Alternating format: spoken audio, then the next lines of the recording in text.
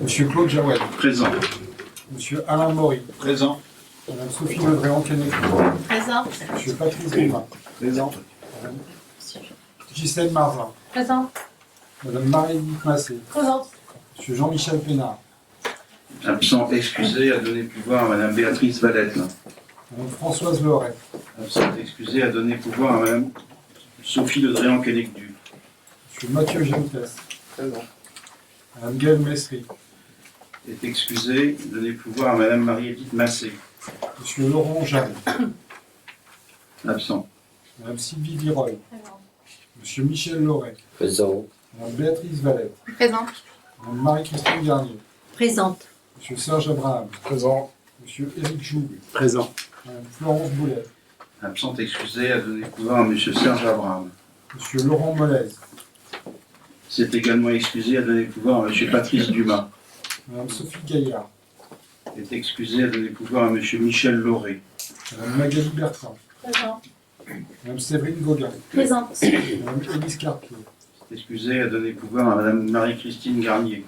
Madame Lisa Climac. Est excusé à donner pouvoir à Monsieur Mathieu Gentes. Madame Isabelle Lemarchal. Présente. Monsieur Jean-Baptiste Margot. Présent. Monsieur Yves Ferret. Présent. Madame Christelle Renaud. Présente. Monsieur Marc-Olivier Ferrand. Présent. Bien, je sollicite un volontaire et une volontaire pour assurer les fonctions de secrétariat. Madame Sylvie Virol. Pas d'opposition, très bien. Vous voulez bien lui passer le document.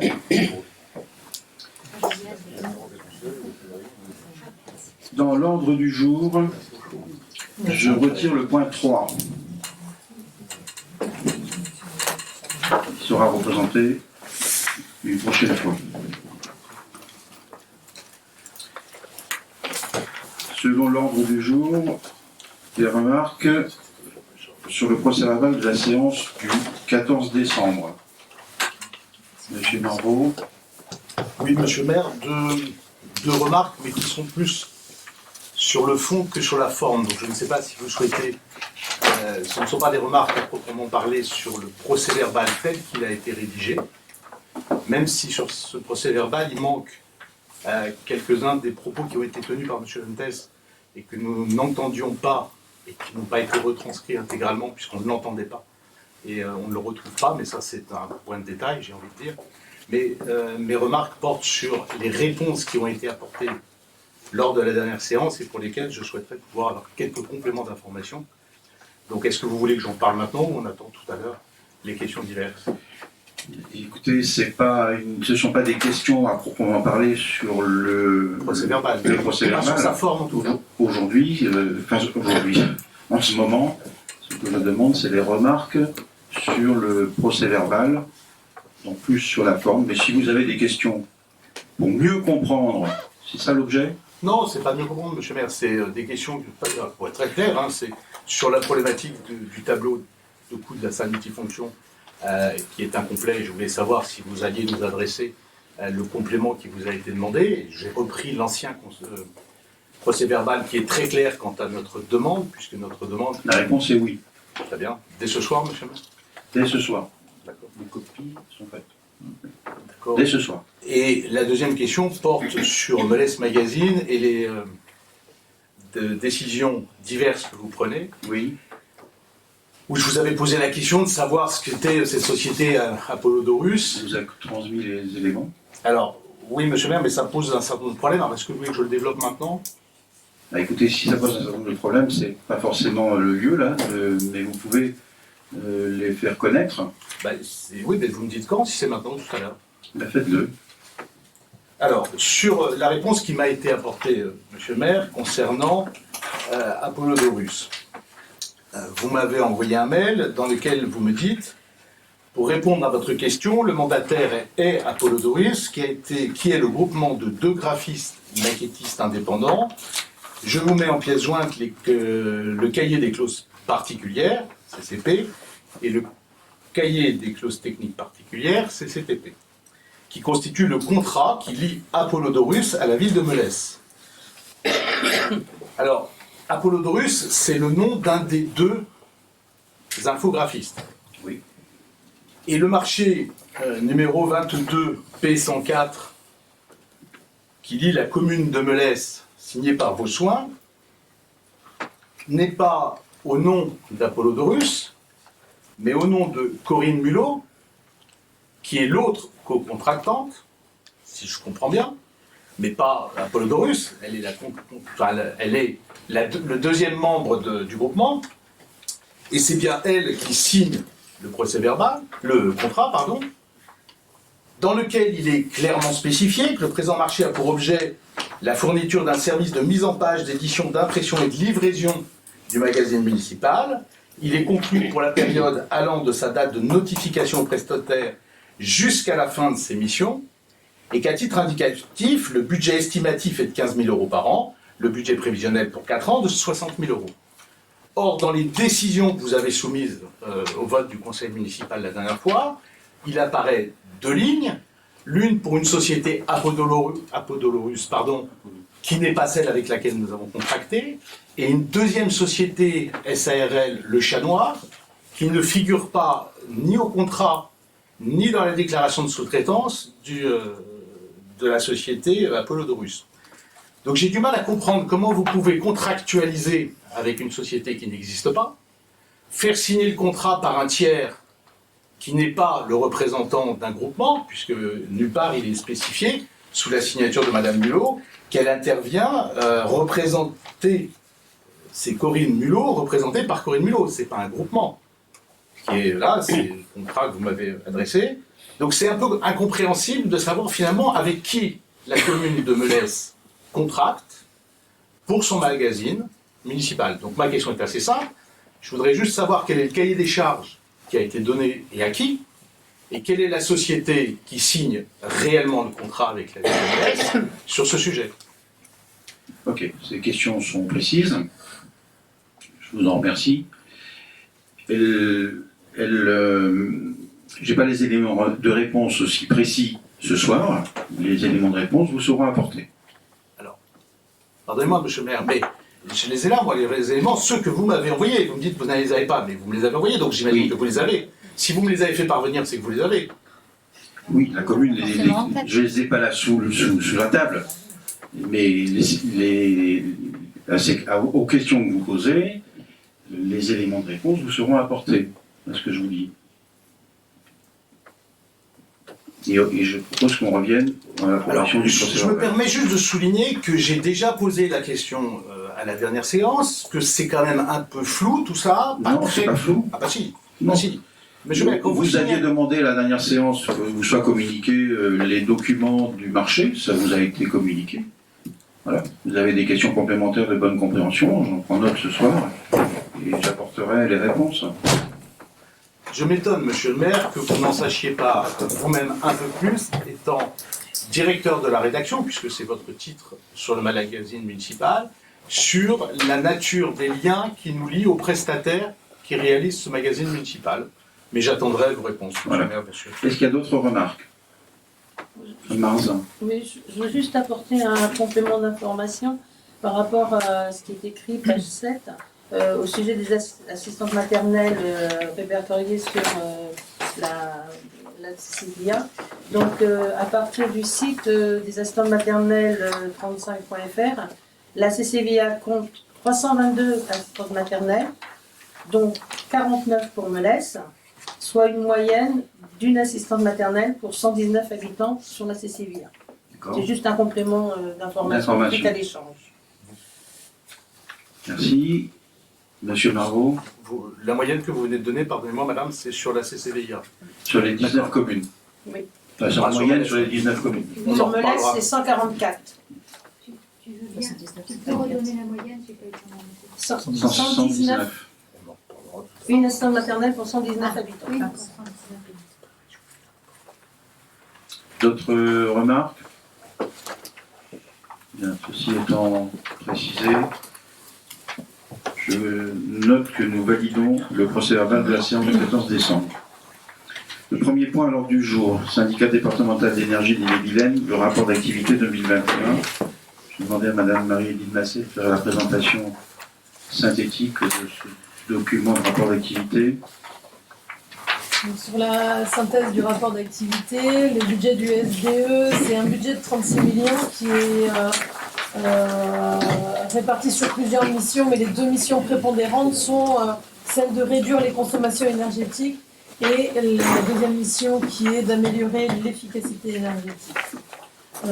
Les recettes du SDE sont réparties dans plusieurs items, les prépondérantes étant la taxe sur l'électricité, les deux redevances Enedis, la participation FACÉ et la participation des collectivités et des tiers. Sur la partie réduire ses consommations énergétiques, l'objectif principal c'est de rénover les installations d'éclairage public avec une maintenance préventive, des dépannages et des petits travaux, le réglage des horloges et les extinctions au cœur de nuit et les extinctions estivales, et la gestion patrimoniale, et faire des études de travaux d'extension et de rénovation. En 2021, c'est 291 études, et c'est une augmentation de 8% de l'activité.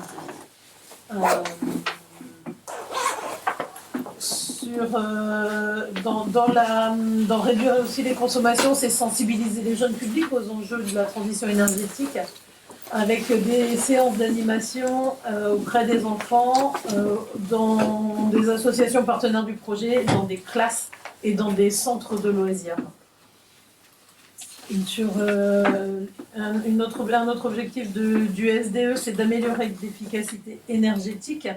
Et par ça, c'est améliorer les performances du réseau de distribution électrique, et en particulier en milieu rural, avec des réalisations de réseaux de basse tension, des réalisations de réseaux HTA et de la dépose de câbles nus. Toujours dans l'efficacité énergétique, il y a développé de nouvelles mobilités compatibles avec la transition énergétique. Et c'est par exemple le déploiement du réseau BEA de recharge de véhicules électriques, avec des consommations qui augmentent de 50% entre 2020 et 2021. La troisième partie, c'est développer les énergies renouvelables. Pour ça, c'est assurer le développement d'Energive qui s'engage financièrement sur du photovoltaïque, du biogaz, de l'éolien et qui produit aujourd'hui 8,5 gigawattheures produits sur 100 centrales photovoltaïques avec 24 sociétés de projets et 6 collectifs citoyens. Et Énergie donc a pour objectif d'accompagner les initiatives citoyennes et les communes dans leurs projets de renouvellement. De développer les énergies renouvelables, c'est aussi soutenir et accompagner des projets de solidarité internationale et de lutter contre la précarité énergétique, avec des contributions de 95 000 € sur ce poste-là. Je me suis perdue dans... Voilà. Ensuite, c'est mutualiser les moyens et les expériences. Pour ça, c'est organiser des groupements d'achat d'énergie pour les collectivités, tant sur l'électricité que sur le gaz. Enfin, assurer le contrôle des concessions, c'est un contrat de concession avec EDF, avec un schéma directeur d'investissement, des programmes fermes de travaux de renouvellement. Et, pardon, c'était pas EDF, c'était Enedis, excusez-moi. Avec un engagement écrit donc d'Enedis d'investir 925 millions € de travaux de renouvellement sur la durée du contrat, c'est-à-dire 25 ans.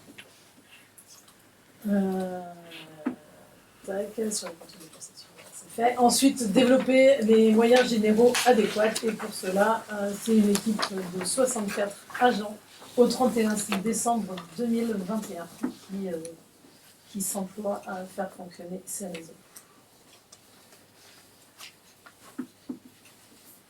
Merci. Une demande de précision. Monsieur Margot.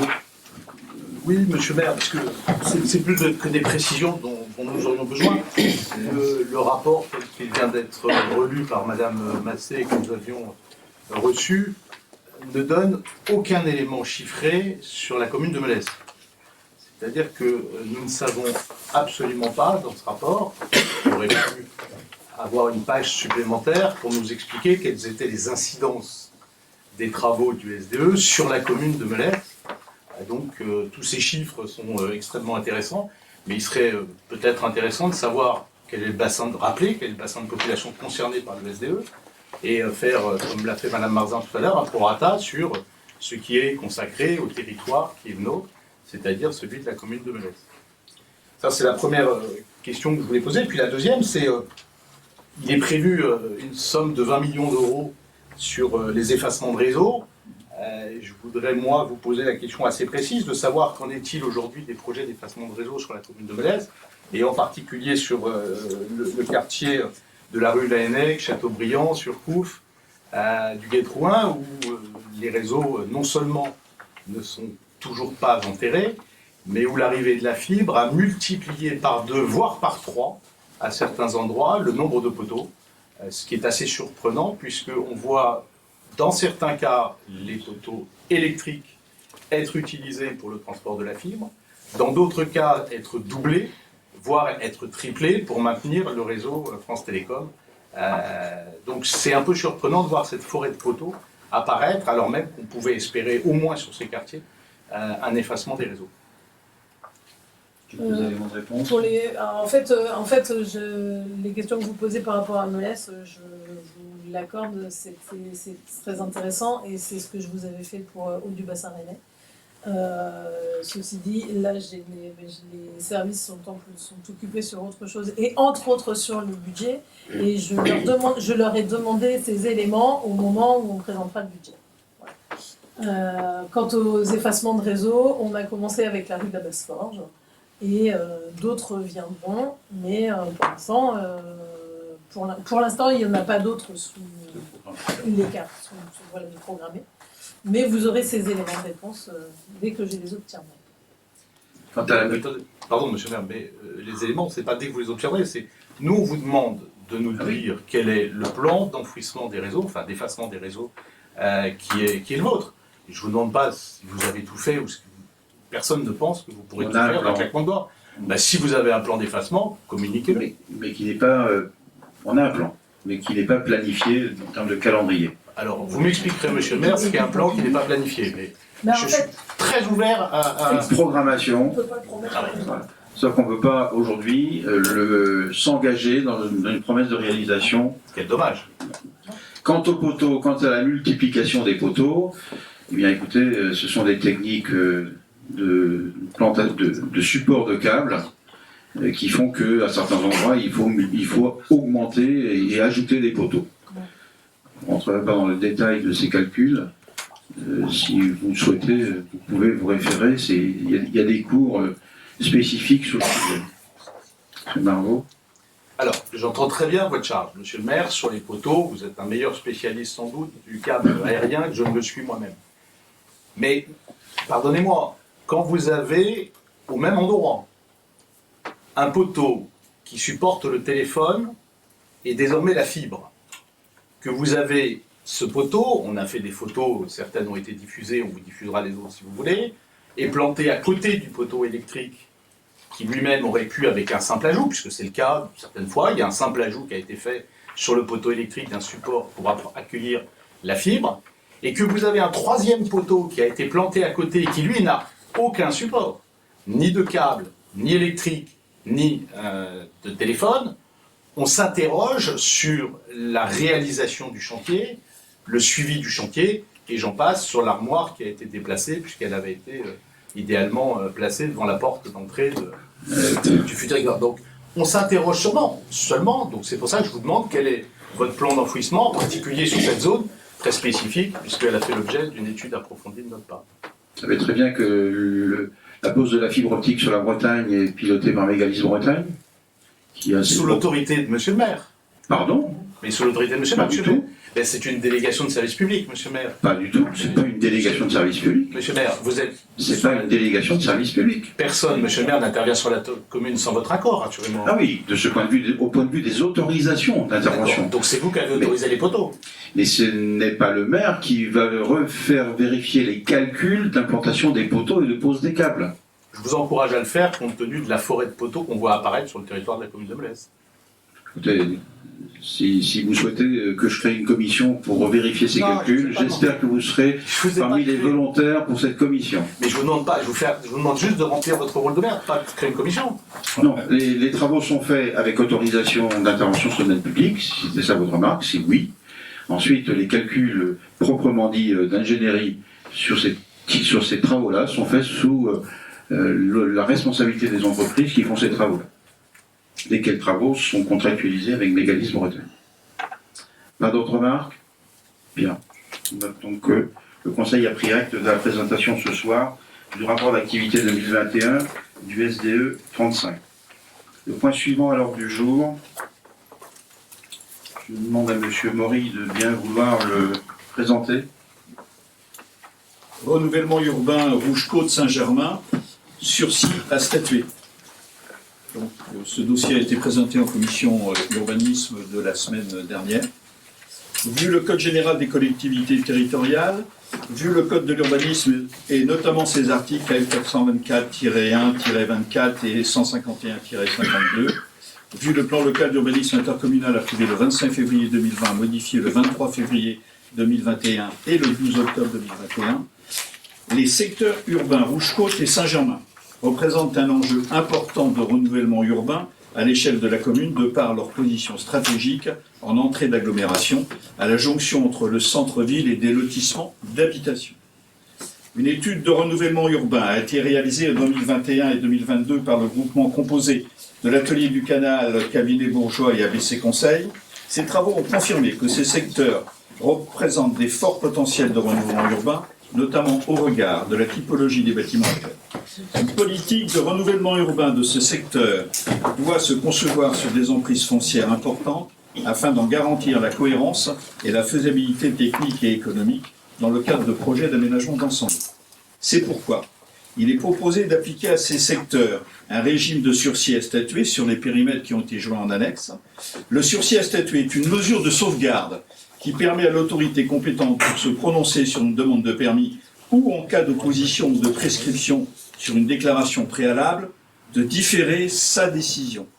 Ce sursis a pour effet de geler temporairement des projets de construction.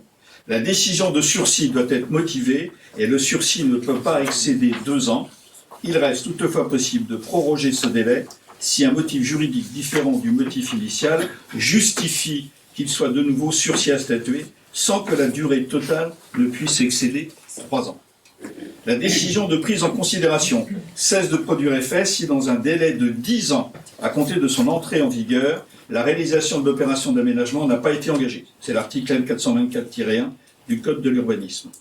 Lorsque une décision de sursis à statuer est intervenue, les propriétaires des terrains auxquels a été opposé le refus d'autorisation de construire ou d'utiliser le sol peuvent mettre en demeure la collectivité ou le service public qui a pris l'initiative du projet de procéder à l'acquisition de leur terrain dans les conditions et délais mentionnés aux articles L230-1 et suivants du Code de l'urbanisme. Les périmètres tels que proposés, se fondant sur les études de renouvellement urbain, permettront de surseoir à statuer les demandes d'autorisation concernant les constructions, installations ou opérations qui seraient de nature à compromettre ou à rendre plus onéreuse l'exécution des orientations et du programme d'aménagement de ces secteurs. Le périmètre de prise en considération sera indiqué en annexe du plan local d'urbanisme intercommunal, conformément aux dispositions de l'article R151-52 du Code de l'urbanisme. Le conseil municipal est invité à approuver la création de périmètres conformément au plan joint en annexe, à l'intérieur desquels un sursis à statuer pourra être opposé aux demandes d'autorisation de construction, installation ou opération susceptibles de compromettre la réalisation de l'opération ou de la rendre plus onéreuse. Préciser que la délibération fera l'objet, conformément à l'article R424-24 du Code de l'urbanisme, d'un affichage pendant 1 mois en mairie de Melesse et au siège de la communauté de communes Val-d'Ille-Aubigné et d'une mention en caractère apparent dans un journal diffusé dans le département. sollicité la communauté de communes de Valdy-le-Binier afin de procéder, conformément à l'article R-151-52 du Code de l'urbanisme, au report du périmètre à l'intérieur duquel un sursis à statuer pourra être opposé aux demandes d'autorisation de construire aux annexes du plan local d'urbanisme intercommunal. Merci. Des demandes de précision? Très bien. Je soumets donc au vote. Selon la proposition que M. Maury vient de faire lecture, qui ne prend pas part à ce vote? Qui est opposé? Où est-ce qu'on peut pas au vote, pardon? Je vais me distraire. Qui s'abstient? Adopté. Je vous remercie. Le point 3, je l'ai retiré de l'ordre du jour. Pardon. J'ai juste une question technique, excusez-moi, quand je prends les notes, est-ce qu'il faut noter le nom des personnes qui s'abstiennent? C'est possible. Voilà, c'était juste ça. C'est comme si c'est possible. D'accord. M. Marvaux? Monsieur le maire, vous retirez la délibération numéro 3. Oui, j'ai fait. Oui, je voudrais connaître le motif, puisque la commission d'urbanisme s'était prononcée sur le fait d'adopter, enfin, avait émis un avis favorable sur cette... Il y a un élément nouveau, M. Maury. Vous pouvez Oui, porter à votre connaissance? Cette opération qui est une opération de régularisation, il se trouve qu'il y a depuis des années sur Melesse un certain nombre de ce qu'on appelle des délaissés communaux, des opérations qui n'ont jamais été traitées. On s'y est attelé depuis quelques années. Cette opération-là a fait l'objet de négociations avec le propriétaire qui n'a pas donné sa réponse en temps et en heure. Voilà. Je le revois très rapidement. Très bien, merci beaucoup. Donc c'est ajourné. Le point suivant, le point 4, M. Maury. Le 4 allée Rouge-Côte, donc qui est dans le périmètre de notre étude de requalification urbaine, acquisition de partie de la parcelle cadastrée AR30. Dans le cadre de l'étude de renouvellement urbain pour le secteur Rouge-Côte, la commune souhaite se porter acquéreur d'une partie de la parcelle cadastrée AR30 en fond de terrain, permettant d'augmenter l'assiette d'aménagement de ce secteur. Dans l'attente de la réception des documents d'accord avec M. et Mme Ducassé, les acquéreurs du 4 allée Rouge-Côte, il est proposé au conseil municipal de prendre une délibération de principe pour l'acquisition par la ville de Melesse d'une partie de la parcelle AR30 d'une superficie de 20 mètres carrés. Le prix de cette acquisition est envisagé pour un montant de 6 000 €. Les frais de géomètre et d'actes notariés et pour la division et l'acquisition de cette partie de parcelle seront à la charge de la ville de Melesse. Ce dossier a été également présenté à la dernière commission urbanisme. La commission urbanisme du 19 janvier a émis un avis favorable sur cette question. Merci. Des demandes de précision? Je soumets donc au vote. Qui ne prend pas part à ce vote? Qui est opposé? Qui s'abstient? Merci. Le point suivant, convention territoriale globale avec la CAF. Donc la convention territoriale globale est une convention de partenariat qui vise à renforcer l'efficacité, la cohérence et la coordination des actions en direction des habitants d'un territoire.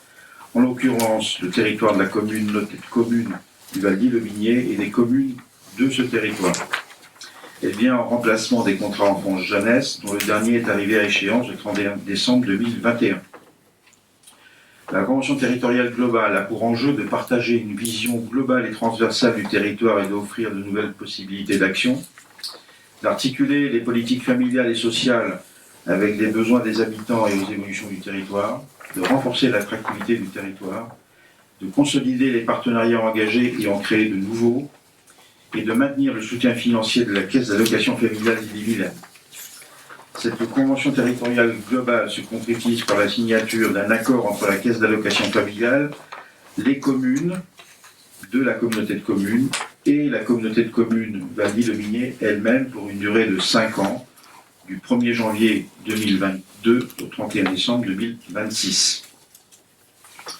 Elle vise à l'optimisation de l'utilisation des ressources sur le territoire et constitue un appui à la définition, la mise en œuvre et la valorisation d'un projet de territoire.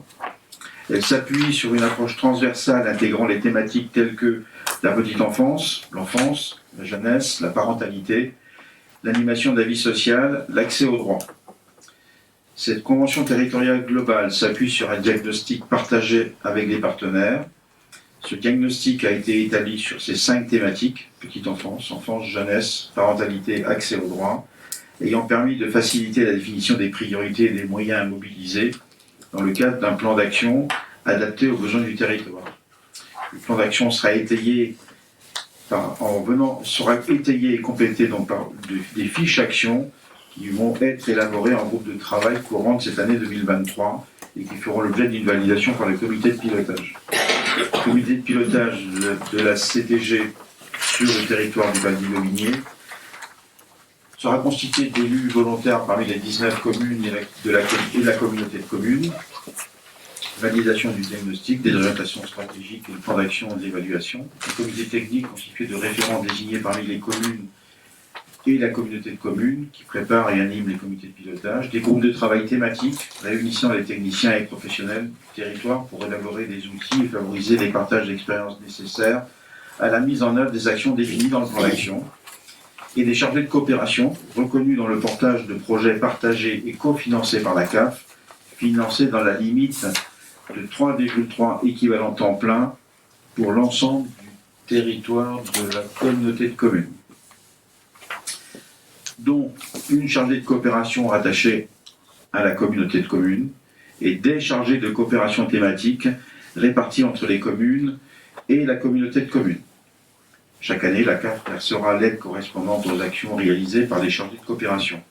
Le détail sur les contributions sur les différentes thématiques sont dans le document de convention territoriale globale que vous avez tous reçu, à partir de la page 68 ou 69, qui précise justement que, en ce qui concerne la commune aussi la répartition des effectifs impliqués, qui vont être impliqués, identifiés, qui vont être impliqués dans le travail sur la mise en œuvre des actions de cette convention territoriale globale, et qui précise, et qui concerne, en ce qui concerne Melès, dans le domaine de l'accès aux droits, un 0,1 ETP du CCS de la commune. Dans le domaine jeunesse, 0,2 ETP sur la thématique jeunesse, donc qui sont identifiés dans le cadre de cette convention territoriale globale sur la communauté de communes. Avez-vous des demandes de précision? Monsieur Barbeau? Oui, quelques-unes, monsieur le maire. La première, je veux croire à une coquille. Sûr. Pardon? Sûr. Sur la première page, convention territoriale globale du 1er janvier 2022 au 31 décembre Il n'y 2026. a pas de coquille. D'accord, donc ça veut dire que cette convention, monsieur le maire, que vous proposez au conseil municipal de vous autoriser à signer, elle est en vigueur depuis un an. Elle a un effet à compter du 1er janvier 2022, les CEJ ayant été clos au 31 décembre 2021. Alors, pouvez-vous nous expliquer pourquoi elle arrive en janvier 2023 devant le conseil municipal de Melès? Elle arrive au mois de janvier 2023 parce que tout au long de l'année 2022, le travail a été mené en lien avec la CAF et les services de la communauté de communes et des agents des communes de la communauté de communes. Cette signature de la CAF était possible jusque cette date-là. Jusque maintenant. Monsieur le maire, une convention, ça lie deux partenaires sur un projet commun, Oui. dans un délai spatial, un espace-temps et un espace physique. Vous nous dites que cette convention, elle est en application et vous la soumettez à l'approbation du conseil municipal de Melès en janvier 2023. J'ai cru comprendre, mais je me suis peut-être trompé ou mes informations sont peut-être erronées. Certains de vos confrères ont fait valider cette convention par leur conseil municipal bien avant la date d'aujourd'hui. Bien avant. Bien avant, monsieur le maire. C'est pas vraiment bien avant, parce que cette convention a été validée au dernier conseil communautaire.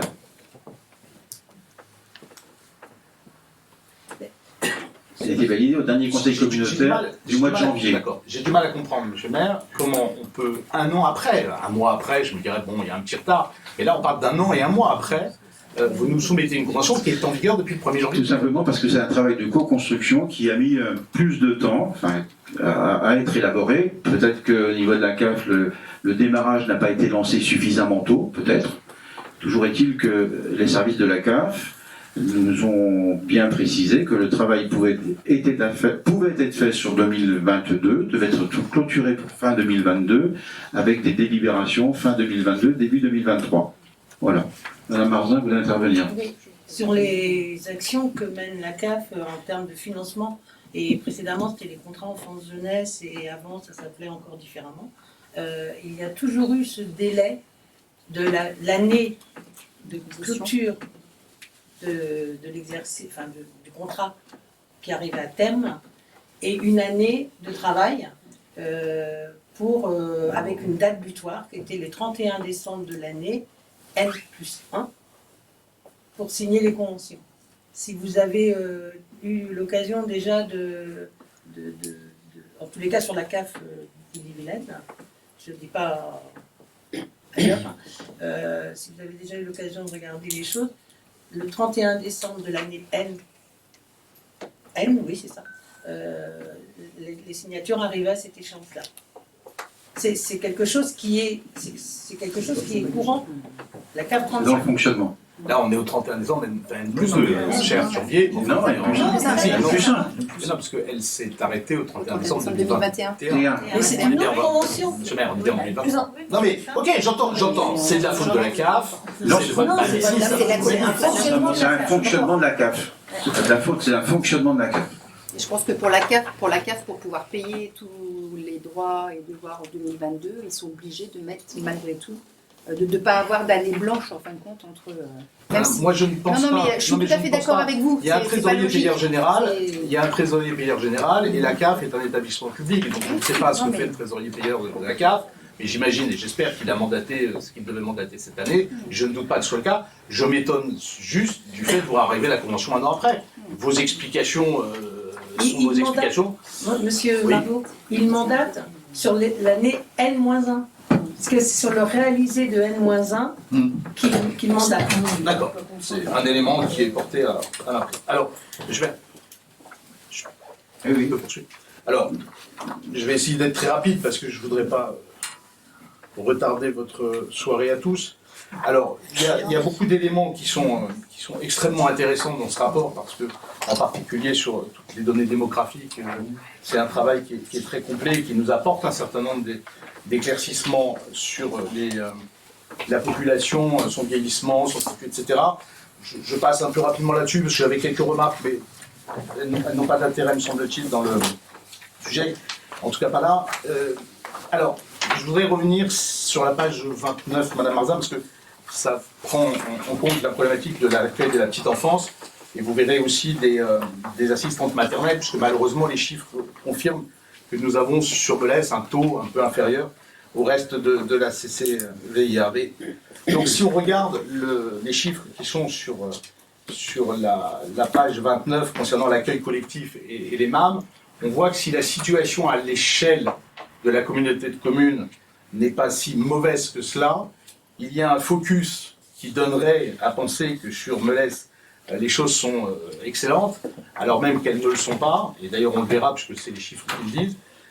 Donc on a sur le territoire de Melesse ville, par rapport à la CCVIA, un retard quant à notre capacité d'accueil des enfants issus du territoire melessien, puisque nous accueillons sur le territoire de Melesse des enfants qui sont issus des autres communes. Donc quand on rapporte les chiffres aux habitants et à la commune, on est sur des chiffres qui ne sont pas aussi bons pour Melesse que pour le reste de la communauté de communes.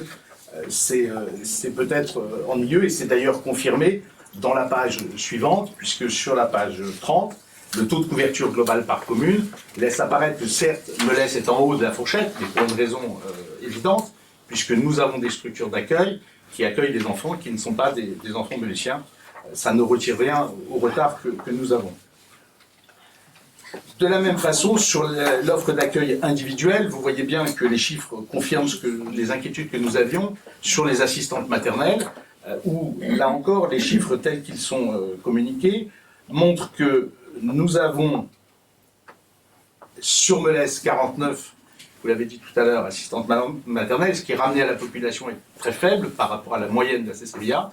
Je comprends parfaitement la difficulté. Là-dessus, il est hors de question de jeter la pierre à qui que ce soit. Il est sans doute plus compliqué pour une assistante maternelle de s'installer aujourd'hui à Melès pour toutes les raisons qu'on peut connaître, de surface, d'achat, d'appartements et autres. Mais on a un chiffre qui est celui de Saint-Aubin-d'Aubigné, c'est-à-dire que Saint-Aubin-d'Aubigné fait mieux que nous. La question, elle est plus comment imaginez-vous, dans les années à venir, permettre d'améliorer l'accueil des assistantes maternelles sur le territoire de la commune de Melès, avec toutes les difficultés qu'on connaît de recrutement, de maintien de ces personnes sur le territoire. On en parlera peut-être avec la jeunesse tout à l'heure, puisqu'on a le même phénomène sans doute sur l'encadrement jeunesse. Monsieur Margot, Oui. s'il vous plaît, si vous me permettez. Je peux finir sur la petite enfance ou sur pas? les Non. assistantes maternelles. Oui. Mais non, mais c'est juste pour finir sur la petite enfance. Ça vous ennuie pas? Parce que non, mais Allez-y. Terminer sur la petite enfance et avant Voilà, parce à suivre, je laisserai Madame Marzin apporter des avec grand éléments. plaisir. Parce que ce qui est intéressant aussi, c'est sur la page 33, c'est la projection du nombre d'enfants sans mode de garde. Donc là encore, on constate que s'il y a 69 enfants, mais 83 au total, sur la CCVIA qui ne sont pas accueillis, on peut, si on fait un ratio de ce qui se fait sur Melès, ça veut dire qu'on en a 25 à Melès qui ne sont pas accueillis. Est-ce que c'est le chiffre que vous avez? Et ça, c'est une question aussi assez précise. Est-ce qu'aujourd'hui, c'est à peu près le chiffre que nous avons de 25 enfants non accueillis à Melès sous un mode de garde ou sous un autre? Ou est-ce que le chiffre est différent et la logique des moyennes ne s'applique pas? Donc voilà. Donc, sans, Madame Marzin, que je sois très très clair dans le propos, sans qu'il y ait moins de critique de ma part sur l'action engagée, mais sur les inquiétudes qui sont les miennes par rapport à ce sujet, et sur le fait qu'on cherche, j'imagine que vous en cherchez d'ailleurs, mais qu'on cherche des solutions pour permettre à la fois d'augmenter la capacité d'accueil et à la fois d'accueillir plus d'assistantes maternelles. Marzin. Je voulais juste dire que la compétence petite enfance, parce que vous interrogez la collectivité vis-à-vis de, on va dire, des facteurs favorables à l'installation d'assistantes maternelles sur la commune, je veux dire que la compétence petite enfance n'est pas portée par la commune. Ça, c'est la première J'en chose. suis bien conscient, madame. La deuxième chose, c'est par rapport à éventuellement, vous avez évoqué le logement. Effectivement, le logement est une donnée importante lorsqu'on est dans de l'accueil petite enfance. Sur ce qui est des logements sociaux, c'est pris en compte. Par exemple, un logement social pour une famille avec un enfant, par exemple, si la personne est en tant qu'assistante maternelle, c'est un point qui est pris en compte dans les attributions. Et je répète que les attributions de logement ne sont pas faites directement par la commune, mais en tous les cas, c'est pris en compte. C'était juste un complément d'information. D'accord. Non, mais de la même façon, il n'y a pas de critique chez moi, mais on me demande plutôt de complément d'information. Sur la petite enfance, avant de passer à la jeunesse, si vous avez d'autres remarques après. Bah, je vais prendre l'enfance avant la jeunesse, mais Bien sûr. Enfin, si vous avez des remarques. Oui. Sur la petite enfance, c'est la question que vous soulevez, c'est une question que nous regardons naturellement, sur laquelle on travaille et on aura encore à travailler. L'accueil de la petite enfance, c'est de plusieurs façons. L'accueil par les assistants maternels d'une part, l'accueil collectif avec des établissements publics, et l'accueil collectif avec des établissements privés, dont la place n'était pas très visible ou très importante jusqu'à peu, mais dont les nombres de places sont en train d'augmenter. M. Maury me disait qu'il y a un bâtiment en cours de construction. Une MAM qui va s'ouvrir. Et on a un dépôt de permis de micro-crèche. De micro-crèche. Et je reçois semaine prochaine des candidats à une micro-crèche. Donc aujourd'hui, une MAM qui est en cours de construction, voilà, qui est un bâtiment en cours de construction, un dépôt de permis effectué pour une micro-crèche, et semaine prochaine, je reçois à nouveau des candidats à la création d'une micro-crèche. L'objectif, lorsqu'on les reçoit, c'est d'essayer de trouver avec eux cette équation qui n'est pas toujours simple en termes de disponibilité de terrain, prix, etc.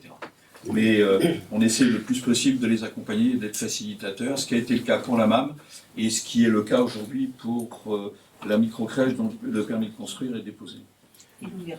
Sans oublier l'ouverture du multi-accueil dans le centre, là, en début d'année prochaine. Alors, 2 petites questions complémentaires, monsieur le maire, si vous m'y autorisez. Sur la MAM, c'est 3 assistantes maternelles, c'est ça? Oui, 3. Alors, je ne peux pas vous dire de bêtises, Je pense que c'est 3. Je crois que c'est 3, ouais. Et sur le multi-accueil, monsieur le maire, est-ce que vous pouvez nous dire quelle est la proportion de berceaux qui sera réservée aux Meléciens? C'est récurrent chez vous cette question. Oui, parce que ça m'intéresse. C'est récurrent, c'est un équipement de la communauté de communes. Des enfants de Melès seront accueillis à un taux variable en nombre de places, variable selon les années, Parce qu'il y a des enfants des autres communes qui seront aussi accueillis. Tout simplement. Ce qui m'inquiète un tout petit peu sur ce sujet, monsieur le maire, c'est les chiffres qui ont été donnés à une époque par le président de la communauté de communes, qui a fait un jour une réponse en disant environ une dizaine d'enfants de Melès et une trentaine, parce que je crois que c'est 40 berceaux au total, venant de l'extérieur. Est-ce que cette proportion est réaliste ou est-ce que c'est... Elle peut être réaliste à un moment donné. Voilà, tout simplement. L'enfance. Oui, très bien, l'enfance. Je suis aux ordres, monsieur le maire. L'enfance. Alors sur l'enfance, ça tombe bien, parce qu'il n'y a pas grand-chose à dire sur l'enfance, puisque là, pour le coup, on est, je ne vais pas dire exemplaire, on n'est jamais suffisamment exemplaire, mais enfin, le travail fait sur Melès, en particulier sur le périscolaire et la LSH, nous met dans des taux d'encadrement très bons, donc il n'y a pas lieu de s'étendre là-dessus, si ce n'est sur la problématique du recrutement des animateurs. Là encore, c'est pas le problème, enfin, c'est pas un sujet melécien, c'est un sujet national. Juste une question par rapport à cette difficulté de recrutement qui est soulignée dans le rapport. Quelles sont les mesures que vous envisagez de prendre? Et est-ce que, par exemple, vous travaillez à une mutualisation de ces postes à l'échelle de la communauté de communes, une mutualisation de ces postes avec d'autres activités sur la commune de Melès, comme ça a pu se faire dans d'autres communes, où finalement ces encadrants sont utilisés dans d'autres fonctions? À l'échelle de la communauté de communes, c'est une piste qui est travaillée. À l'échelle de la communauté de communes. Donc il concerne plus directement des communes plus petites que celles de Melès. Mais qui du coup concerne aussi Melès. Qui du coup pourrait concerner Melès, mais dans une première priorité, c'est sur des communes plus petites. D'accord, donc celle où j'imagine le taux d'encadrement est le plus faible. C'est ça. Alors là, j'ai... Les taux d'encadrement sont réglementaires. Non, pardonnez-moi. Pardonnez-moi, vous avez raison. C'est pas le taux d'encadrement qui est plus faible. Vous avez entièrement raison. Oui, le taux d'encadrement, il est légal, c'est pas le sujet. Non, où la capacité d'accueil est plus faible. C'est ce que je voulais dire. Oui, vous avez raison. Avec la particularité de la complexité de la mutualisation, c'est que les temps d'accueil sont tous au même moment. Bien sûr. Et donc, oui, mais c'est pour ça que d'autres communes ont fait le choix, en recrutant des personnels, de les utiliser à d'autres activités. Encadrement des écoles, encadrement y compris dans différents formules, pour arriver au plein temps, puisque c'est quand même un des sujets qui préoccupe évidemment le chercheur d'emploi, d'arriver à soi. Alors, il y a très jolis exemples qui ont été faits. Je vous encourage à regarder ce qu'a fait la commune de Niort, en particulier avec sa périphérie. Alors certes, ça n'est pas à l'échelle de Melès, mais ils ont fait un travail extrêmement intéressant. Donc je vous encourage à regarder ce qui s'est fait à Niort, justement de recrutement sur l'ensemble des communes, parce que là, pour le coup, si Niort est une licence beaucoup plus importante que Melès, le territoire de l'agglomération de Niort est lui beaucoup plus grand et beaucoup plus vaste, avec des communes qui sont très comparables à Melès, ou beaucoup plus petits, sur des communes comparables à celles de la CCV. Alors, sur la partie jeunesse, nous avons un certain nombre d'incompréhensions. Alors, j'ai besoin là-dessus qu'on nous explique, parce qu'on parle du GPAS et on nous parle de Eldorado, et si on lit le rapport, on se dit, tiens, pourquoi Melès est moins bien classé, pourquoi finalement Melès utilise beaucoup moins le GPAS que le reste des autres communes? Si on regarde tous les indicateurs, je vais faire très court. Quand les communes qui concentrent le plus d'adhérents sur le GPAS, c'est Sens, Montreuil-sur-Île, et Melès n'a même pas une dizaine d'adhérents. Pourquoi? Et de la même façon, sur la participation des jeunes non-adhérents, on est en dessous. Donc, est-ce que ça veut dire qu'on a à Melesse une autre offre qui vient substituer le GPS et Eldorado, et donc, quelque part, répondre à la demande, ou est-ce qu'on a une absence de mobilisation de notre public jeune à Melesse plus grande, et est-ce que si c'est le cas, il y a des explications à cela? Le GPS, tu peux en dire un mot, Michel, s'il te plaît? Oui, en fait, ils travaillent sur les autres communes parce qu'en fait, les populations auprès desquelles ils travaillent, sur la jeunesse qui travaille, sur Melesse, il n'y a pas de représentation d'accompagnement qu'ils peuvent faire. Ce qui se retrouve sur les petites communes extérieures, où les jeunes sont un peu livrés à eux-mêmes, n'ont pas de mobilité pour venir sur les lieux, qu'à Melesse, on est hors champ, en fait. Donc, ce pourquoi il y a moins d'action, ou il n'y a pas d'action sur...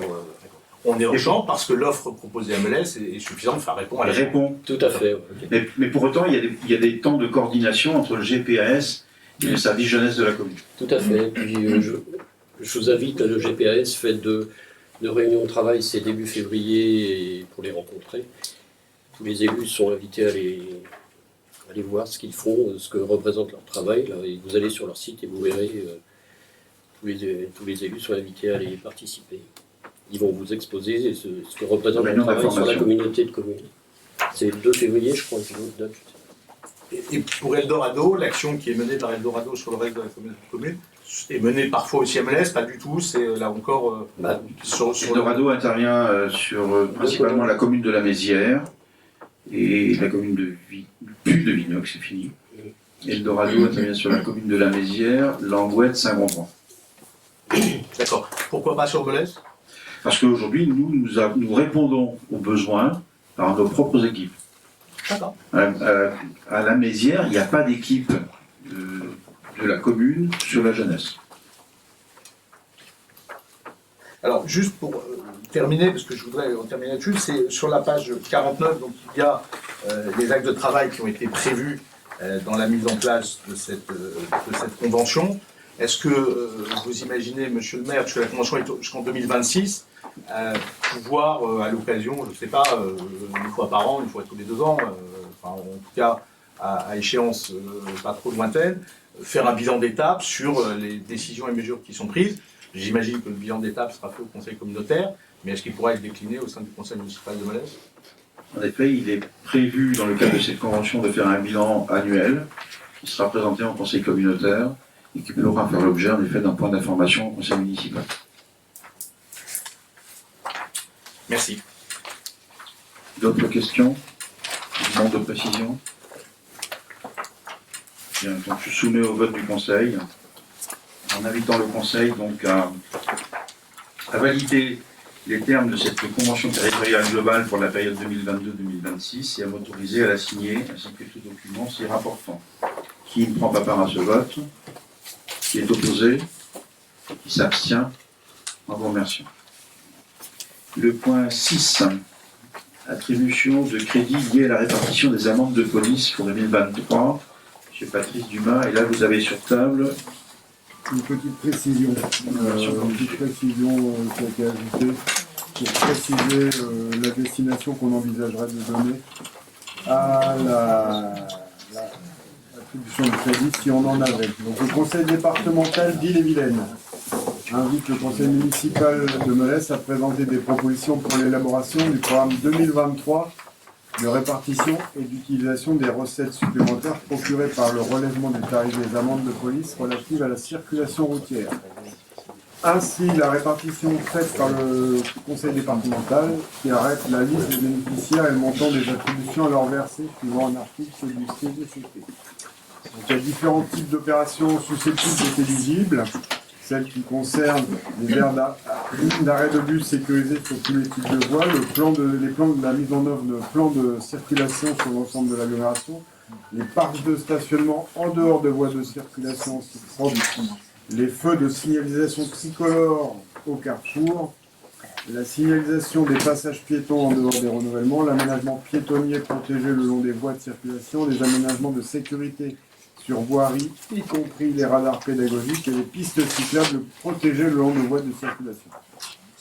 Et donc, dans le cadre de l'accueil du collège en 2023, la commune de Melesse propose le conseil municipal, il est proposé au conseil municipal de solliciter une subvention pour la réalisation des travaux d'aménagement répondant à une préoccupation de sécurité le long de la RD 28. Donc le montant total des travaux étant de l'ordre de 343 295 €.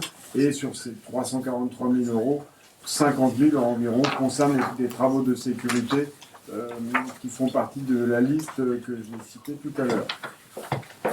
Avez-vous des questions? Madame Renaud. Oui. Merci Monsieur Dumas pour la lecture de ce point. Juste une demande de précision. Donc, effectivement, vous évoquez une somme très précise, 343 295 €. Vous apportez la précision qu'une partie, effectivement, de cette demande de subvention sera affectée aux travaux de sécurité. Mais pouvez-vous nous indiquer quels sont les autres postes de travaux qui, on va dire, comparent? Alors attention, j'ai peut-être pas été clair, 343 000 €, c'est le montant global des travaux d'aménagement de la RD 28. Et 50 000 €, c'est le montant des travaux éligibles à une subvention. La subvention, les crédits correspondant à des déploiements de voirie, si on a une centaine, à avoir 1 millier d'euros, ce sera bien. Hein. C'est pas l'Eldorado. Vous en parlez tout à l'heure. On formule tous les ans pratiquement une demande. Et la commission qui délibère là-dessus tient compte de différents facteurs dans le linéaire de voirie des communes, le nombre d'amendes dressées sur le territoire des communes. Enfin, il y a différents facteurs, je ne connais pas exactement leurs critères, mais les sommes mises en jeu ne sont pas très importantes. Oui, parce qu'effectivement, à la lecture, on a quand même une subvention pour la réalisation de travaux pour un montant. Ah oui, d'accord. Alors, c'est le montant des travaux. C'était effectivement... Oui, ça portait à confusion. Voilà. Je vous l'accorde. Mais dans ces cas-là, effectivement, quels sont les travaux qui sont inclus dans cette enveloppe de 300 ? Je pense qu'il s'agit de la piste cyclable et de la piste piétonne qui longe la RD 28 en site propre jusqu'au et le plateau surélevé du collège, devant l'entrée du collège. Merci. Monsieur Marot. Oui, pardonnez-moi, vous dites c'est la piste cyclable et la piste. Vous parlez comme si c'était une évidence. C'est un projet, en tout cas pour ce qui nous concerne, nous n'avons jamais eu connaissance. Donc vous nous dites c'est le plateau, c'est la piste cyclable, très bien. Mais sous quelle forme il a été présenté et à qui? Commission voirie. Il a été vu en commission voirie. Il a été vu en commission voirie? Je sais pas, je ne siège pas en commission voirie, donc ça me... Les travaux des 28 en 2 tranches, et là c'est la première tranche qui a été présentée en commission. Bon, écoutez, on vérifiera au compte-rendu. Et le compte-rendu de la voirie a été transmis ou pas? Certainement, je vérifierai. Très bien. Bah, écoutez, alors moi, est-ce que je peux, Madame Massé, par exception, vous demander de me faire parvenir le procès-verbal de cette commission? Tout à fait. Et je vous en remercie. Pas d'autres remarques? Non, merci. Eh bien, j'invite donc le conseil municipal à m'autoriser à solliciter une subvention au titre des amendes de police pour les aménagements précités et à signer des documents relatifs à ce dossier. Qui ne prend pas part à ce vote? Gaël Mestri. Sylvie. Gaël Mestri ne prend pas part au vote. Qui est opposé? Il s'abstient. Je vous remercie. Le point suivant, personnel municipal, modification de la délibération 2021-0812-136, la révision du protocole de télétravail. Vous avez pris connaissance dans ce paragraphe de la note de synthèse qu'il s'agit d'actualiser à compter du 1er janvier 2023 le montant de l'allocation forfaitaire mise en place concernant le télétravail, allocation forfaitaire de télétravail, qui passe donc à 2,88 € par jour de télétravail, et dans la limite de 253,44 € sur l'année, au lieu de forfait journalier qui est à 2,50 de mémoire. Est-ce que vous avez une demande de précision? Juste, c'est le plafond, sécurité sociale, enfin... C'est le plafond annuel. C'est ça. Parce que c'est pas le même que dans le privé. Ah, c'est le plafond, je demande à M. Martin de préciser. Non, c'est un plafond public. Vous êtes au maximum du plafond public. Oui, c'est ça.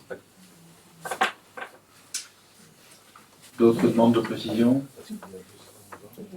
Je soumets donc au vote le Conseil, en invitant le Conseil à valider, d'apporter ces modifications à la délibération de 2021 0812-136 du 8 décembre 2021. Qui ne prend pas part à ce vote? Qui est opposé? Qui s'abstient? Merci. Le point 8, création d'un poste afin de renforcer l'organisation du pôle vie citoyenne sécurité. Tel que prévu aux lignes directrices de gestion, il convient de créer un poste permanent d'agent d'accueil ouvert sur le cadre d'emploi des agents administratifs à compter du 1er avril 2023. Le poste proposé est un poste de catégorie C sur une durée hebdomadaire de 24 heures à compter donc du 1er avril 2023. C'est bon pour tout le monde? Je soumets donc au vote et j'invite le conseil municipal à m'autoriser à modifier le tableau des effectifs, je viens de le présenter, d'inscrire au budget les crédits correspondants et d'ouvrir le poste d'agent d'accueil à l'ensemble du cadre d'emploi des adjoints administratifs à compter du 1er avril prochain. Qui ne prend pas part à ce vote? Qui est opposé? Qui s'abstient? Merci. Le point 9. Contrat d'assurance des risques statutaires du personnel, délibération donnant habilitation au Centre de gestion de la fonction publique territoriale d'Ille-et-Vilaine, au CDG d'Ille-et-Vilaine, pour lancer une consultation pour prolonger, enfin pour convenir d'un nouveau contrat de groupe auquel la collectivité de Molès adhère et dont l'échéance, dont le contrat en cours a une échéance qui est fixée au 31 décembre de cette année. Donc, compte tenu des avantages d'une consultation groupée effectuée par le CDG d'Ille-et-Vilaine, il est proposé de participer à la procédure avec négociation engagée selon l'article R 2124-3 du Code de la commande publique. Si au terme de la consultation menée par le CDG d'Ille-et-Vilaine, les conditions obtenues ne convenaient pas à la collectivité, la possibilité demeure de ne pas signer l'adhésion au contrat. Ces contrats devront couvrir tout ou partie des risques suivants pour les agents titulaires ou stagiaires affiliés à la CNRACL, le décès, les accidents de travail, les maladies imputables au service, l'incapacité de travail en cas de maternité, d'adoption ou de paternité, de maladie ou d'accident professionnel pour les agents titulaires ou stagiaires non affiliés à la CNRACL ou agents non titulaires de droit public, accident du travail, de maladie professionnelle, incapacité de travail en cas de maternité, d'adoption ou de paternité, de maladie ou d'accident non professionnel. Pour chacune de ces catégories d'agents, les assureurs consultés devront pouvoir proposer à la collectivité une ou plusieurs formules. Les contrats présenteront les caractéristiques suivantes. Durée du contrat à 4 ans, à compter du 1er janvier 2024, et régime du contrat, régime de capitalisation. Avez-vous des demandes de précision? Je mets donc au vote du conseil municipal. En invitant le conseil municipal à valider l'habilité de président du centre, la présidente, du CDG d'Ille-et-Vilaine à souscrire pour le compte de la ville de Molès des contrats d'assurance auprès d'une entreprise d'assurance agréée, cette démarche pouvant être menée par plusieurs collectivités locales intéressées. Qui ne souhaite pas prendre part à ce vote, qui ne prend pas part à ce vote, qui est opposé, qui s'abstient. On vous remercie. À suivre, point d'information. Et puis un début d'agenda.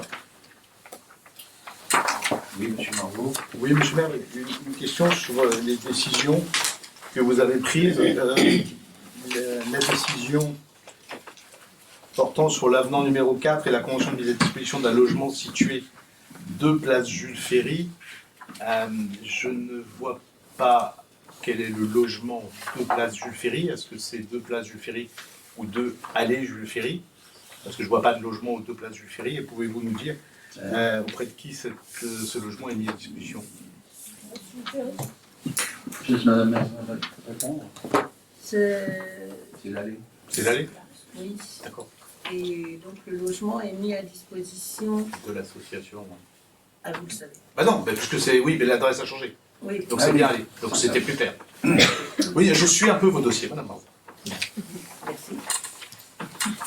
Donc juste pour préciser à tout le monde, puisque c'est donc un logement qui est mis à disposition de l'association Un Toit, c'est un droit, et qui abrite des personnes sans logement, en attente de régularisation de statut.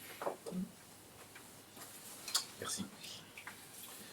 Excusez-moi. C'est un logement qui est occupé actuellement ou pas du tout? Tout à fait. Merci. Juste, monsieur le maire, sur le calendrier, donc on voit qu'au mois de février, il n'y a pas de conseil municipal. 1er mars. 1er mars, c'est juste pour avoir de la visibilité. Le 1er mars. 1er mars, d'accord. Et donc, au mois de mars, il n'y a qu'un seul conseil Deux. municipal. 1er mars et 29 9. mars. D'accord. Merci.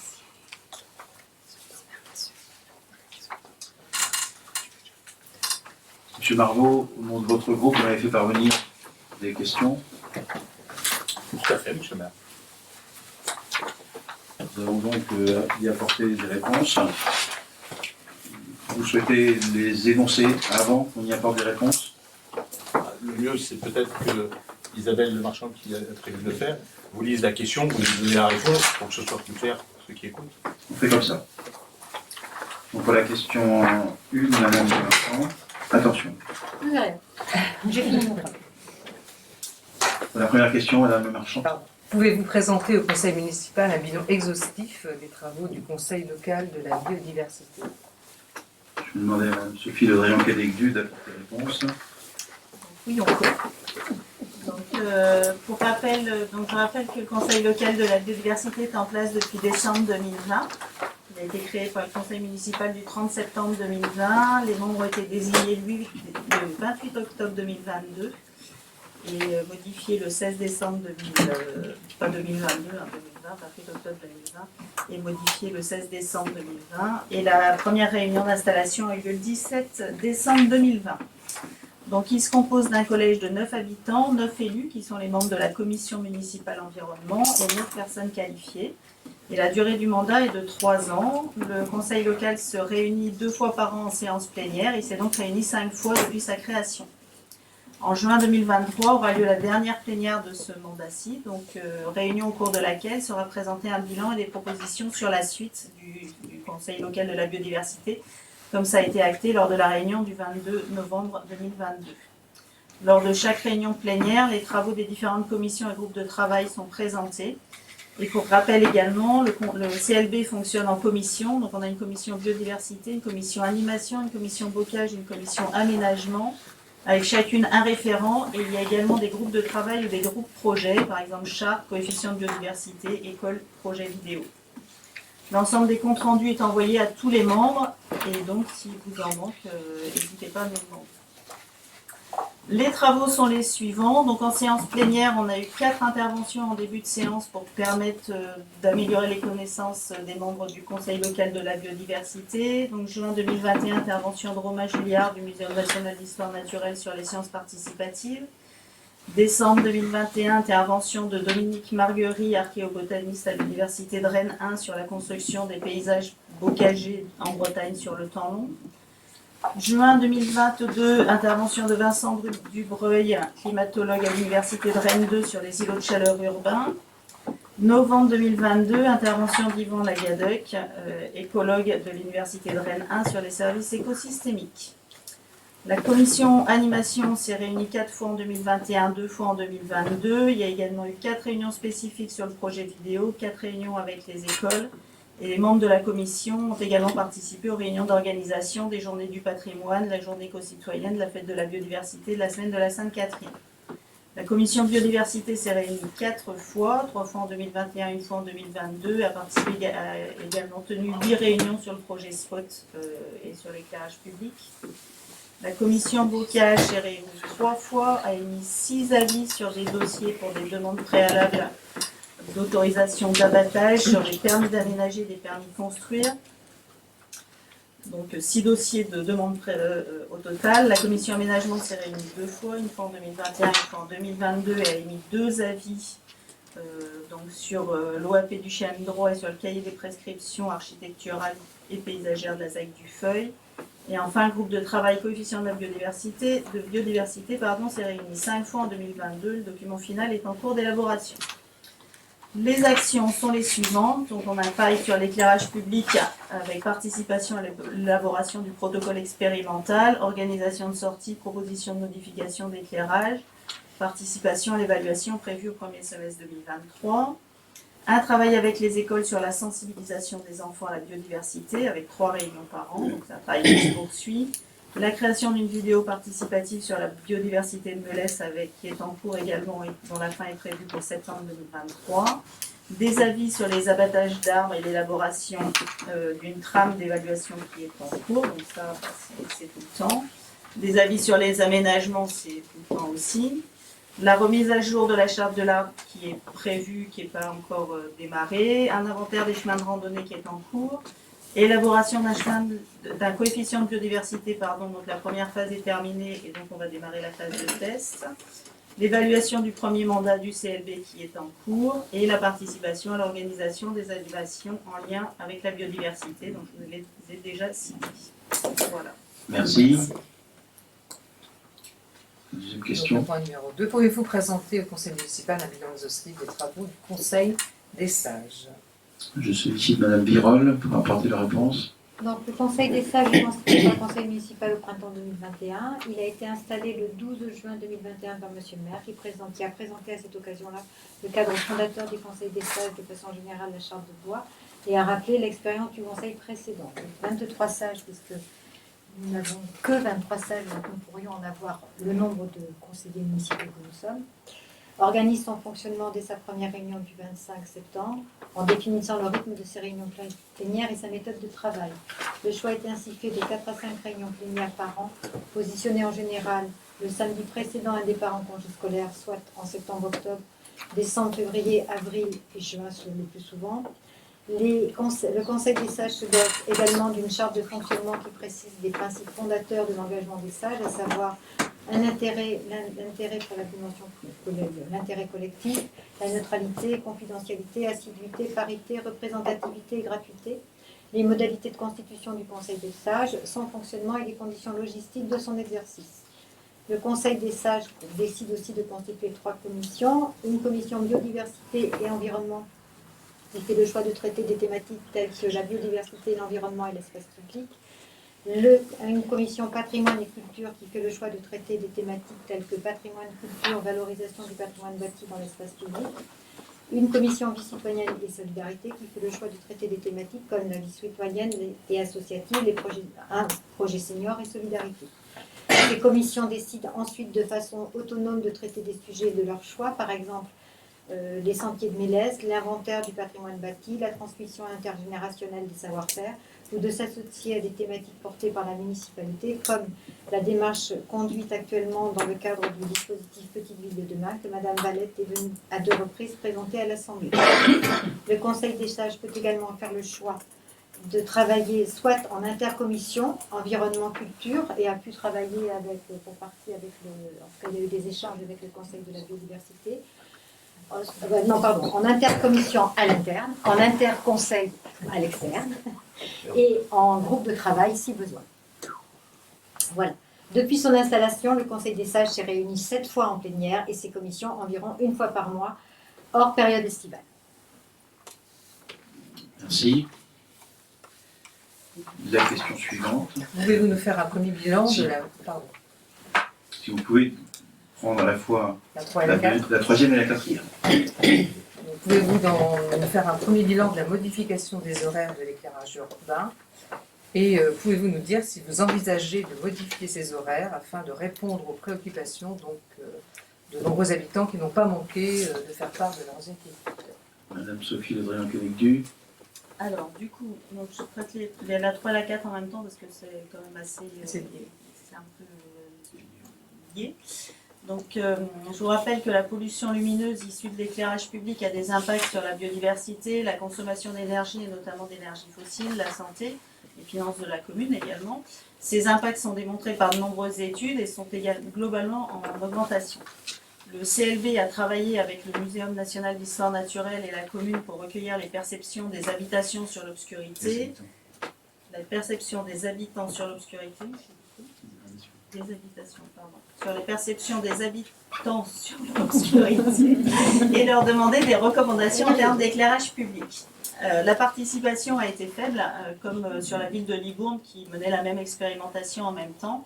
Et donc le CLB, à partir des propositions faites sur la plateforme Spot, mais également à partir de discussions, d'informations recueillies auprès de différents experts, comme l'Office français de la biodiversité, le Muséum d'histoire naturelle, la LPO, etc., a proposé des modifications de l'éclairage, proposition qui a été soumise à l'ensemble des membres du CLB, donc pour rappel 27 membres, et qui a été validée par les membres votants. On a eu 19 votes, dont les élus du CLB, donc majorité comme minorité. Cette proposition a été discutée en commission environnement du 20 octobre 2022 et sur ces bases, et en tenant compte de notre volonté de permettre notamment aux plus jeunes de se rendre à pied et en vélo à l'école, nous avons décidé de mettre en place les horaires actuels. Je rappelle que ces horaires maintiennent un éclairage dans les lotissements à partir de 7h30 et jusqu'à 20h le soir, et à partir de 6h30 et jusqu'à 21h sur les axes et à arrêt de bus et trajets d'école et de salles d'activité. Ces horaires ont été mis en place fin décembre 2022 et il est trop tôt pour faire un bilan. Une évaluation sera faite au cours de ce premier semestre, évaluant bien sûr les retours des habitants qui sont tous pris en compte évidemment. Également la consommation d'énergie qui va être prise en compte, alors pas seulement en termes financiers, mais également en termes d'énergie non consommée. Si je prends l'exemple de janvier, par exemple, la consommation d'électricité aurait été divisée par 2 si on avait, par rapport aux horaires précédents. Si on avait maintenu les mêmes horaires, on aurait consommé 2 fois plus d'énergie. Donc on prendra en compte également les changements d'habitude et les adaptations possibles en termes de sécurisation des parcours. L'impact sur la biodiversité, par contre, ça ne sera pas évaluable précisément puisque c'est des évaluations qui doivent se faire sur plusieurs années. Merci. D'autres Je peux questions? ajouter un point. En gros, on divise sur l'année, puisque Sophie a donné le mois de janvier, mais globalement sur l'année, on a un nombre moyen d'éclairage de 1891 heures sur les anciens horaires et on passe à 670 heures à peu près avec les nouveaux, donc on divise par 3 notre facture, sachant que le prix de l'électricité ayant été multiplié par 3, globalement on va arriver à maintenir le budget affecté à cet éclairage. Les éléments seront rajoutés dans la réponse. Vous pouvez juste donner un montant. Parce que vous dites divisé par 3, mais ça n'a pas de sens. Le montant, c'était 50 000 € l'année dernière. Et je ne peux pas vous faire la... Non. On a 17 000 en estimation à 0,31 centimes, à 0,31 € du kilowattheure. Le 50 000 correspond au nouveau tarif, là pour le coup, il faudra qu'on reprécise. J'ai pas le... C'est un calcul qui est fait sur la base du même tarif horaire. Merci. La question suivante, s'il vous plaît, Madame Le Marchand. Pouvez-vous nous dire combien de différents musiciens hors élus ont participé aux travaux des ateliers sur l'avenir de Melesse? Monsieur Maury. Cette démarche participative s'est passée à ce jour en 4 temps, puisqu'il y aura d'autres rencontres avec la population. Le 14 septembre 2022, atelier avec les acteurs pépites du territoire, atelier précédé d'une balade pour que les gens s'imprègnent du périmètre de l'étude. 20 personnes ont participé, 20 acteurs pépites du territoire. Je rappelle, pépites, c'était responsable d'association, des gens identifiés comme étant acteurs sur la commune. Le 15 octobre 2022, atelier citoyen pour élaborer des propositions. 31 personnes ont participé à cet atelier. Le 15 décembre 2022, atelier dit discussion sur les scénarios proposés. 18 personnes ont participé à cette réunion. Et un atelier jeune au centre ado où 10 jeunes se sont largement exprimés sur la vision qu'ils avaient de la commune. En tout, c'est 80 participations, et il est évident que certains ont participé à 2 ateliers. 80 participations, 79 plus exactement, 60 personnes différentes, dont 10 ados, hors élus bien évidemment. Donc 80 participations, 60 personnes différentes, dont 10 ados. ont participé à ces différentes rencontres. Et si je peux m'autoriser, Monsieur le maire, juste également sur un premier bilan qualitatif de fait par Auxilia, qui est l'organisme qui nous accompagne dans cette démarche participative, qui trouve que l'engagement des personnes qui ont participé est un engagement qui va sans doute s'inscrire dans la durée et qui aura forcément un impact sur la décision, sur les décisions qui vont venir sur ce projet-là. Voilà, c'était juste un petit rajout qualitatif. Merci. Autre question numéro 6. Je crois que je vais faire la 6 et la 7 Ouais, parce qu'elles s'il sont vous plaît. liées aussi. La réponse, on la fera en même temps. Pouvez-vous nous tenir informés de l'avancement donc, des travaux du jury du budget participatif et comptez-vous inaugurer donc officiellement les réalisations issues des projets participatifs 2020 et 2021? Madame Béatrice Valette. Alors pour les budgets participatifs 2023, le troisième, donc le bureau, enfin l'ensemble du comité de pilotage s'est réuni mi-décembre. Et comme dans le cheminement, on va dire classique du règlement du budget participatif, maintenant c'est en phase d'instruction en fin de compte au niveau des services. Donc cette année, on a eu 8 projets qui ont été déposés. Donc le comité de pilotage en a sélectionné, normalement c'est 5 plus 5, mais là du coup c'est 5 plus 3. Voilà. Les services ont un petit peu de difficulté, on va dire, à officialiser vraiment le choix des 5 qui seront proposés au vote parce qu'il y a des besoins de recherche complémentaire d'informations sur certains, sur la faisabilité technique et surtout temporelle en fin de compte tenu du budget participatif qui doit être fait dans l'année en cours. Alors, donc du coup, est-ce que ça répond à la première question? C'est bon. Ouais, Donc la 2020 et 2021. Donc pour le budget participatif numéro 1, donc c'était la Fontaine des Rigons. Donc c'est vrai qu'avec le Covid, du coup, tout s'était un petit peu décalé. Donc on a fait les dernières plantations en méthode participative à la Toussaint, enfin en novembre. Et du coup, pour l'inauguration, on a préféré le faire quand les plantes seront plutôt agréables à voir et vraiment mettre en valeur l'intégralité de la fontaine. Et on est encore en train de travailler avec Melesse à travers les âges sur le panneau explicatif de l'historique de la fontaine. Donc ça, c'est du coup, on en profitera parce que comme vous avez pu déjà voir pour le budget participatif numéro 2, les tables ont déjà été mises du côté de l'étang. Et on attend vraiment le printemps pour mettre les barbecues qui seront associés à ce budget participatif numéro 2. Ils sont installés, les barbecues. Ah, ils sont installés je croyais On que... peut envoyer une photo. Ok. Bon, du coup, ils sont installés. Et l'inauguration, on les fera ensemble au printemps. Parce qu'ils sont sur le même site. Ouais. Merci. On en a Sandy de bien vouloir distribuer le tableau supplémentaire. Monsieur Ferré. Monsieur le maire, j'avais une question complémentaire dont j'ai eu l'information que ce matin. C'est pour ça qu'on n'a pas pu la mettre par écrit. S'il y a une question qui nécessite du temps de recherche, je ne pourrais pas y Non, je ne pense pas. poser la question au titre des questions diverses. C'est concernant le comice agricole de notre territoire qui a lieu cette année sur Chevilly. Il y a un agriculteur qui m'a interpellé en me disant que la mairie de Melesse ne souhaitait plus subventionner le comice agricole. La subvention est de 47 centimes par habitant, d'après les éléments qu'on m'a donnés, ce qui correspond à peu près à 3 500 €. Qu'en est-il, s'il vous plaît?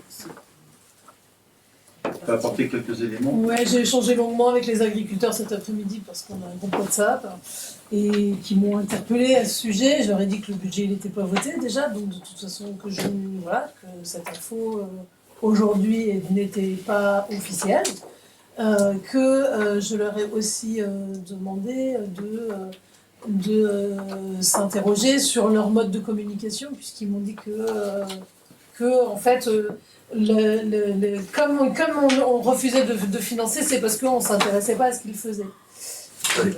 Donc je leur ai dit que l'info n'était pas officielle, qu'aujourd'hui le budget n'était pas voté et que donc cette information n'a pas lieu d'être. Je pense que le comice agricole, c'est quand même, c'est une journée ouverte à tout le monde. Ça permet aux agriculteurs de se retrouver une année par an on sait leurs conditions de travail et c'est important qu'ils puissent se réunir. C'est tous les 3 ans. C'est tous les 3 ans sur le canton. En plus. Et c'est aussi une ouverture vers la population pour montrer leur travail, expliquer. Ce qui est important, c'est que toutes les agricultures puissent également être C'est ce que présentées. je leur ai dit. Merci. Et après, on les sollicite pour épandre des boues des stations d'épuration.